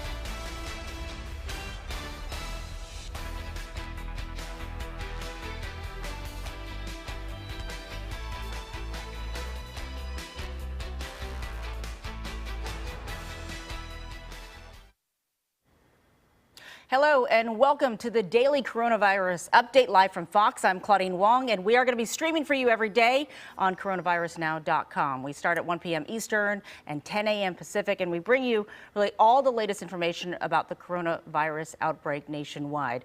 We always like to start with the big numbers because Fox has been tracking these numbers. Here's the latest. Keep in mind, these numbers are always changing. So we try to give you the very latest when we have them. All right, take a look at your map and you can see the states that are marked in orange. Those have the biggest numbers. There are now more than 35,000 cases across the country. 471 people have died from the virus in the U.S. We know New York has been hardest hit with the most coronavirus cases in the U.S. by far, with more than 16,000 confirmed cases, and 7 states that you can see them highlighted on this map have more than 1,000 cases. All right, let's take a look at the markets as well for you, because certainly it's been a tough road here as investors wait to see if some kind of deal can be made on this coronavirus stimulus package. We know the first vote did not go through, but we are hearing from lawmakers on Capitol Hill that they are trying to work out their differences. Certainly the market responded to the vote not passing. We will wait and see how the market responds today as we continue to watch things on Capitol Hill for you. All right, we now want to go to New Jersey, and Bill Spadea, the anchor with Chasing News, he's joining us from Princeton, New Jersey, not far from New York City. Good morning, good afternoon to you. And how are things going? Claudine? Oh, we're hanging in there.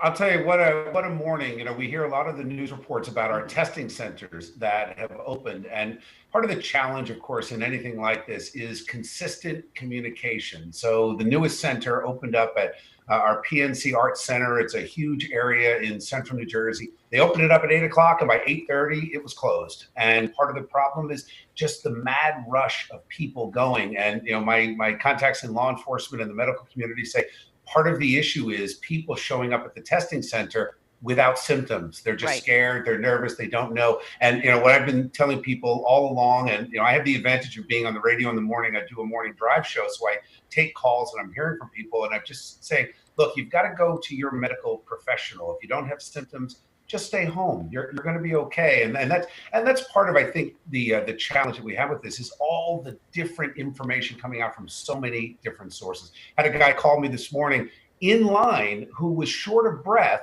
and said, "What do I do?" I said, "You hang up from me and you call 911. You definitely don't call a radio station." But I think, at this point, people were waiting so long for the testing centers that they figure, it's kind of like the panic buying, I think. They figure if I get in line, maybe they will give me a test if I tell them I have something. And that really clogs up the system. And I know we've had, as these testing centers open up, there's just not enough of them. And so, and I would argue that some people, shortness of breath could be just out of sheer anxiety that people are feeling, and they can't diagnose this, which makes it even more important to check with your family doctor first, right? Right. Well, Claudine, social media has made us all experts. So I can't tell you how many new doctors and nurses there are right now, right? Everyone is going to Dr. Google and they think they know. And unfortunately, they don't. And I think you look at the contrast where you had what happened in Korea, where the medical professionals are now saying, look, you've had a flattening of the curve, you've had a quelling of this, and they didn't have the same level of lockdown. So